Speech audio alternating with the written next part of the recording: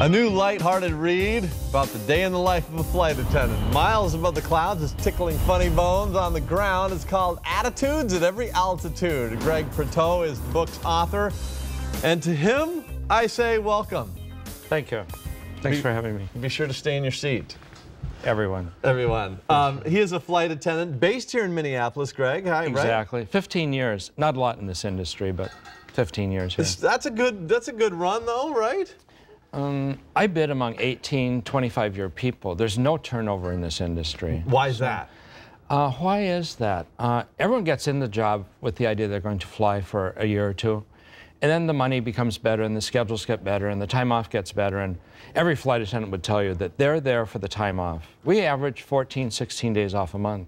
And the bottom line is that you can't call in sick either. That's a hard thing to do, I saw, right?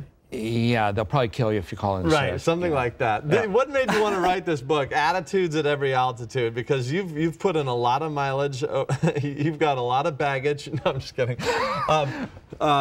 This is a great read. Tell us about why you wanted to write it and what spurred you on. It's pretty easy. In this job, we're not given any creativity. You know, when you hear about the safety information and all this kind of information, it's all read.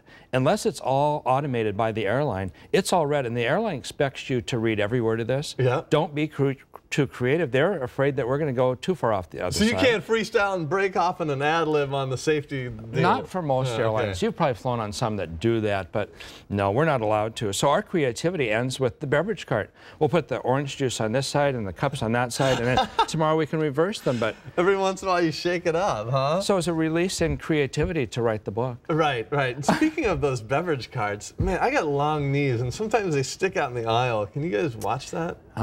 Sure. Do you know that most of those brakes don't really work? Right. Those carts have brakes just like cars, but oh, whoops, your knee will be better before Christmas, I'm sure. I would imagine with all the flights and with the way this book is broken down, it is literally just, it is awesome. It is anecdote after anecdote. It is not like, you're not writing a long chapters here. This is just basically paragraph, paragraph, paragraph, paragraph. This is my kind of read. You're in there a lot also. I would imagine my type of customer, but you must have run into so many different and exasperating types of passengers. Am I right? Exasperating, but let's not make a big deal of this. If the 2-hour delay is the worst thing that happens, aren't they lucky? Aren't they lucky? I didn't get the aisle seat that the travel agent promised me. Gee, where's the pillow that I get? You know what? We sell them now for $5. Right. You can take it with you. But have you noticed that the flight industry and the airline industry, I guess we should call it, has changed? And how have you noticed the attitudes of passengers at these altitudes become more or increasingly frustrating, difficult to deal with? Let's say this about that. The surcharges have put the passengers over the edge somewhat. Will they ever go away? No, I think the airlines make too much money on these surcharges. They will probably never go away. So all the carry-on bags come on. Gee, how come there's no room for my bag? 150 passengers, we have 200 bags. I wonder why they don't all fit. Yeah. Oh, is it $6 for a can of beer now? Yeah, it is.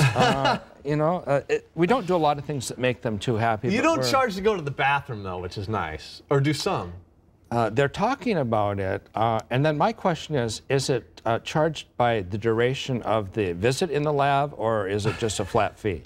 I don't know. Right. What is the record for most visits to a lab? You know what, Eric, I don't count. I try to stay away from there. They're small little cubicles that don't have the best odor. I count when I sit back there by the labs, and I just keep seeing the same person over and over, and I'm just boggled at how many times people get up. But no, but these passengers, I would imagine with the frustrations and just how troublesome these flights can be sometimes, they take it out on you folks. Am I right? Yeah, but you know what? I have an advantage here. I've always said this. I think that the male flight attendants have an easier life than the female because they don't know what to make of us and they leave us alone. And I've seen this many times where the females, they have a heck of a time. They're fighting off the passengers a lot. And not to say that some flight attendants don't cause their own problems, because some do. I can give you the names of people that do. Okay. But we don't have time. So, yeah, the frustrations are hard. But like I say, whatever happens on the airplane, hopefully it's not a big deal. And let's just get over this and move on. And it works pretty well. What is like one of the wildest ones in here, that one of the ones that you think is the most humorous, that you remember in this book? Humorous or sad? I don't know which one they are. We'll take either. But, you know, I guess I just, the most frustrating thing, I guess, for a flight attendant is we make the announcement of what we have on the beverage cart. We have Coke, Diet Coke, Sprite, 7-Up, ginger, all those things. Count them next time. We have about 37 items on those carts now.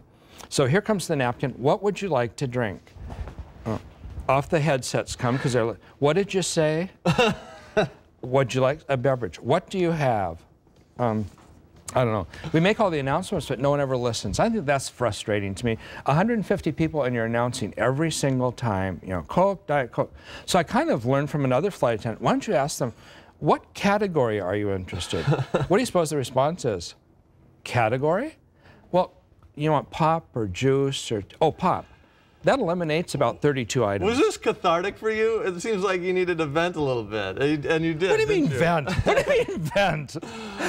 No, it's just a buildup of what you see on these airplanes every day. And I'm not a terribly creative person, but I know how to write. And you know, you go home, you could do this today. Please don't do it today, but any of you can go home today, see all of the funny situations that happened on your job that day, take a few notes, and in 3 years you have a book. That's awesome. Gregg Proteaux, thank you so much. We wish we could spend more time sharing this stuff. Good stuff, though. Thank you, and good luck with the book, right? Thanks a lot. All right. I'm going to watch out on your flights. Greg will sign copies of his book, Attitudes at Every Altitude, today from 2 p.m. to 4 p.m. at the Bookcase in Wayzata, there at East Lake Street.